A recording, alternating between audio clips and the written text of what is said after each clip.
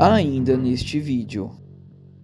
Quando o senhor fala sobre não modificar a Bíblia, a gente tem como exemplo aí, um exemplo grande, é a Bíblia protestante e a Bíblia católica, né? Qual que foi o critério usado para simplesmente descartar alguns livros que tinham, que não pode modificar? A Bíblia é o livro mais confiante que existe? Tudo bom? O seu nome é? Beto. Prazer, Beto. Prazer. Tassos. A Bíblia é o livro mais confiável que existe. Porque na minha cabeça, qualquer um pode simplesmente escrever um livro, dizer que foi iluminado por alguma coisa e as pessoas acreditarem, né? E documentar de alguma forma, né? Eu acho que falta provas palpáveis pra gente poder dizer que a Bíblia é o livro mais confiável, né? Eu posso lhe apresentar algumas. A Bíblia é um documento. São 66 livros, 39 do Antigo Testamento, 27 do Novo, escritos por cerca de 40 autores. 31 dos 40 escreveram os 39 do Antigo Testamento, 9 dos 40 escreveram os 27 do Novo, num período de 15 séculos. Quando nós analisamos, são pessoas de repertório, backgrounds totalmente diferentes. Nós tínhamos pescadores como Pedro, reis como Davi, tínhamos filósofos treinados da mais alta envergadura, como é o caso de Paulo. E quando nós olhamos em 15 séculos, você tem um argumento extremamente consistente. E não é só isso. Um livro é confiável nos critérios que utilizamos na academia quando ele traz elementos no texto que podem ser investigados. A base do cristianismo, de acordo com Paulo, na primeira carta aos Coríntios, no capítulo 15, no verso 14, é um fato que não apenas se pretende verdadeiro, mas também é investigável. Quando ele diz que Cristo não ressuscitou, é vã nossa fé, é vã nossa pregação. Então veja que a base histórica do cristianismo é um fato que é público, a ressurreição pública de um homem. Existe na academia muitas pessoas que dedicam a vida ao estudo das provas históricas da ressurreição. Então um dos critérios importantes para a veracidade e confiabilidade das escrituras de qualquer livro da antiguidade é se ele parece dizer a verdade. Então a Bíblia não se esconde. Não é só saber se o texto parece dizer a verdade, mas saber se ele não foi modificado no passar do tempo.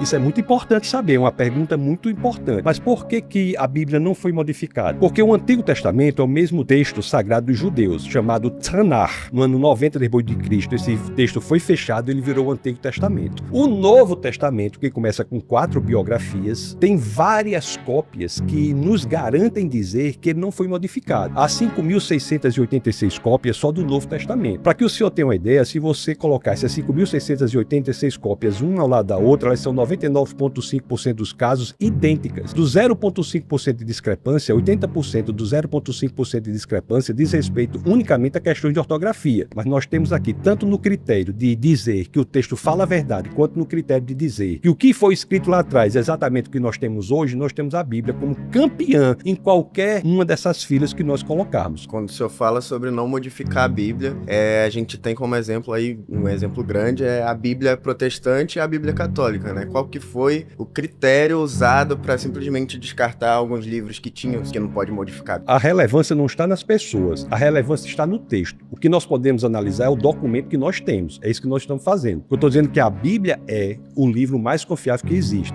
A relevância está no texto. Tanto é assim que se nós encontrarmos, eu creio fortemente e veementemente que isso não irá acontecer. Mas se nós encontrarmos, por exemplo, uma carta escrita por Paulo, essa carta escrita por Paulo não vai ser acrescentada à Bíblia. Tem livros na Bíblia que nós não sabemos nem quem é o autor. O livro de Hebreus, por exemplo. Isso é interessante, nós não sabemos quem é o autor. Então você veja que a relevância está no texto. O que eu estou colocando aqui são elementos de extrema relevância que dizem respeito ao texto, independentemente do que a pessoa pense em relação ao autor. Não é o autor que tem a garantia da confiabilidade do texto, mas é o texto em si, pelo que nós analisamos hoje, pela confiabilidade que nós temos, que ele é o mesmo que foi escrito lá atrás, que nos dá essa garantia que ele é muito mais confiável do que qualquer outro livro escrito na história da humanidade. Muito obrigado pela interação.